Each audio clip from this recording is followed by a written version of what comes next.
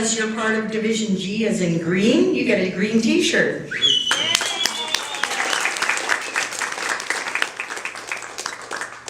And Peter, because you're part of Division C, is that right? Yeah, he's He gets a cool gray t-shirt. That's why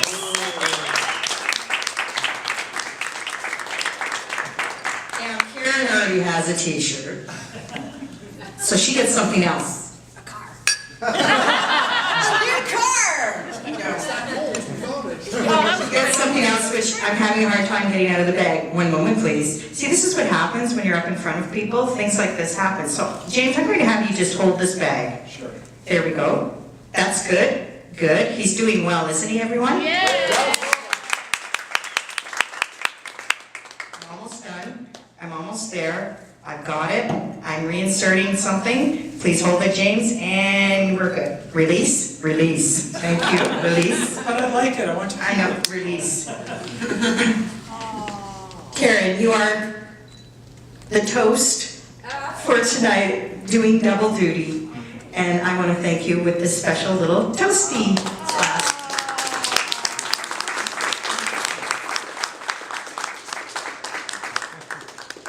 And for our judges, we mustn't forget them. For Dandy Randy, you get a mug.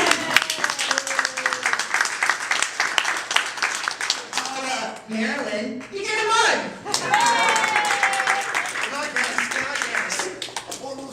And what do you think he has? And I want to thank you for being such great sports. I think you added a lot of laughter to our evening, so thanks again. Back to you, James. It all started on a trip to New York with my daughters. As we were walking to the Statue of Liberty, and I started to feel my chest tight. And then as we arrived there, it took so long actually once you're there, it takes like an hour to go through all the security. So they say, girls, I'm in pain. I can't climb. Come on, Dad, you can do it, you can do it. So of course I did it. Meanwhile, a week later, through no fault of theirs, I had a heart attack. And I missed the initial competition, but Ricky was great enough to arrange that I could do it at another group meeting. And that was a great experience. But then the next level, unfortunately, I had a recurrence. Minor, that I was back in the hospital, so I wasn't able to participate. But people say you change after a heart attack. I think as far as prioritizing what's important in life, I had that already. But the main difference for me now is I'm taking care of my body. You know, I'm conscious of what I put in it, and thanks to a great rehab program, I'm working out regularly. And I'm very thankful. I feel great, and I thank you for the second chance.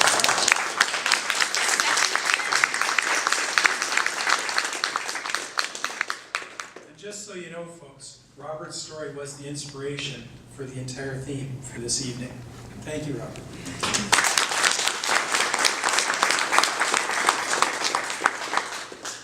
Peter, the man with no bio. Since I don't have anything to interview you about, just tell me a bit about yourself. Okay. Well, I'm part of English-French Toastmasters Club, and we meet at the, thank you, at the end of Yonge Street, or I guess it's the beginning. And that's at the Toronto Star Building. We have a bi-weekly meeting. It's a great place for you if you speak English and French. It is the only bilingual club in Toronto. I joined Toastmasters for that reason. It was actually the bilingual aspect of that particular club that drew me to Toastmasters, and since becoming a part of it, I've enjoyed being in the spotlight. Stage hog. There you go. Future stage hog at least. But Yeah, and that's about it for now, I'd say. no, you competed in the evaluation and you competed in the humorous. Yeah, actually. Division C and district. He's too modest to tell us where he's competed and won. Yes. Come on, Peter, brag about yourself. Sure, okay. So, He's actually in the witness protection program. That's why he's so secret. but I recognize some of the faces here tonight, and I have to say that's something else that I'm really enjoying about the Toastmaster program, is the chance to meet people outside of the club. And I recognize Helen, who I met at my first foray outside of English French Toastmasters Club at a Vice President membership training. And since then, I participated in 2 area contests, and I made it to 2 district. I always get confused between division and district. You went to 2 divisions. 2 divisions. And then 1 district. And 1 district. Please excuse me, it's only been a year. I know. And it's been nice to meet people, and I see you in the audience. I see the faces of people who often participate in these events, and I have to say that's a high level of commitment. We have a lot of committed people here dedicated to self-improvement and to becoming better leaders and public speakers, and it's an honor to meet you at these events.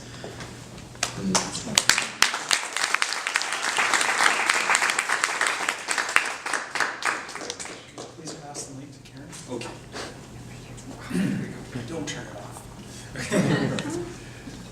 Karen, Yes, that was quite a story you told us tonight.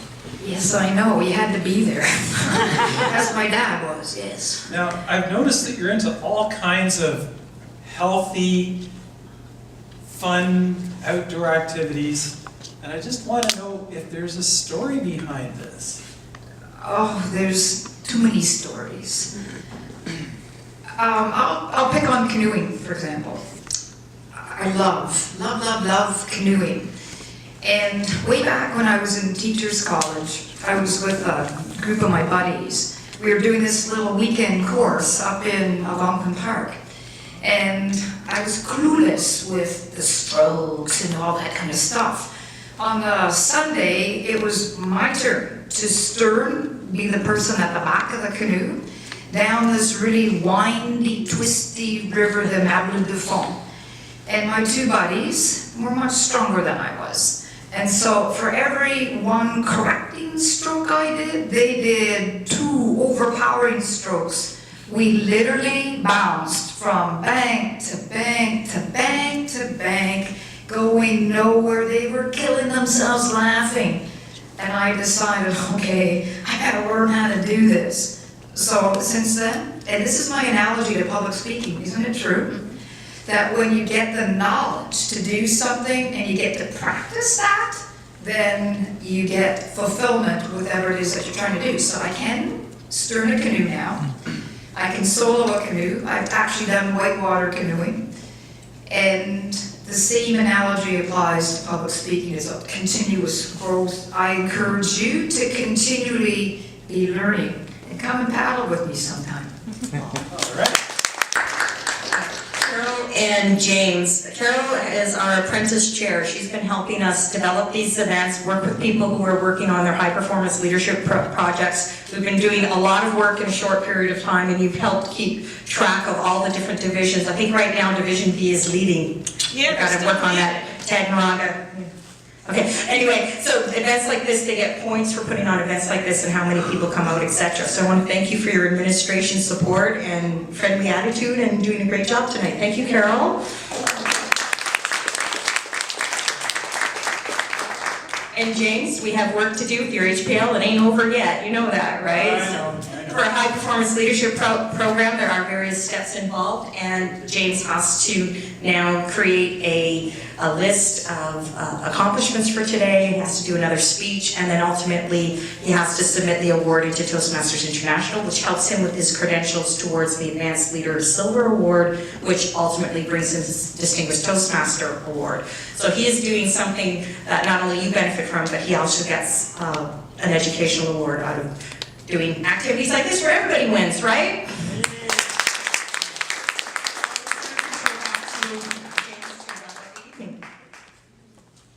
Need a mic? Mic's on. Okay. He's got the mic up there. Thank you, Madam District Governor. Thank you to all of you for coming. I just wanted to say that there is no way that I could have made this event happen by myself. Things like this do not happen unless a team works together. And that's what we learn to do as Toastmasters. We learn to pull together. We learn to adapt. We learn to help one another. We learn to give a hand up. And that is exactly what happened here. Your district governor, Vicki Moskowitz, has been one of the most accessible leaders I have ever had the pleasure to work with.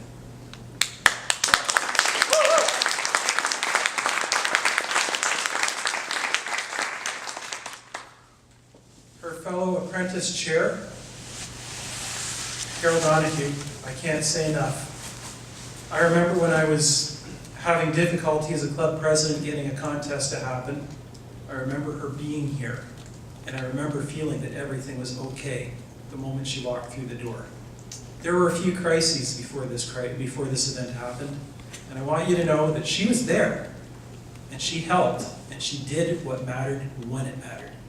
Thank you, Carol.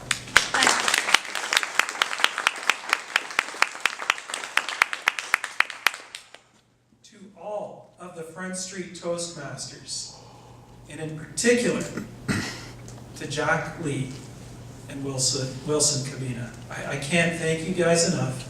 You did the logistical support. You brought out members of your club to the Sergeant-at-Arms team to make this beautiful setup happen. Good job and thank you.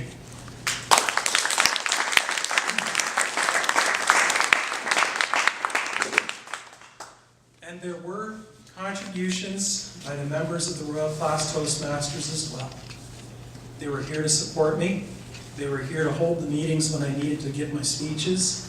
They got the agendas printed, and many of them even came out and supported the event tonight. And I'm just happy to be a member of Royal Class. Thank you, Royal Class.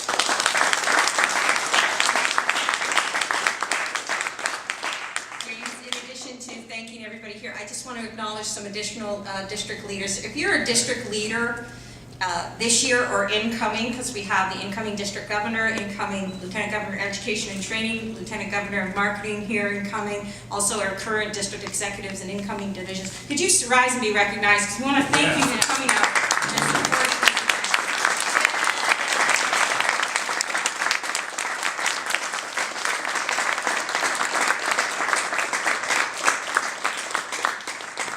We have a list about if anybody has any new club leads or has any marketing ideas, we're open to hear about that. But I know we're wrapping up the evening. I just wanted to acknowledge the leaders of the district and all the work that we're doing this year. And you, of course, James. Thank you. You're an inspiration.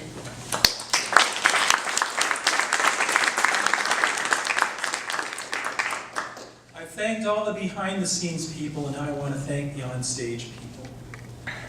Our evaluators for Stephen Grant's speech, all 5 of you, please stand up. Please stand up. Round of applause.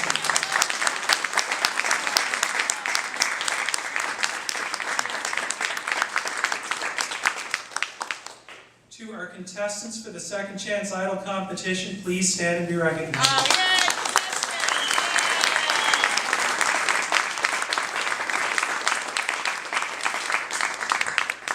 For our celebrity panelists, applaud for everybody except Simon.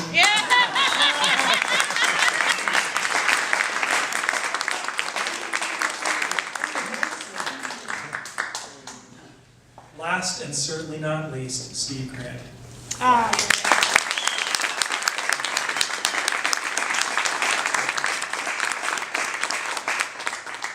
Thank you, all of you, and thank you to RBC for providing these wonderful premises. The meeting is adjourned. Okay, great job.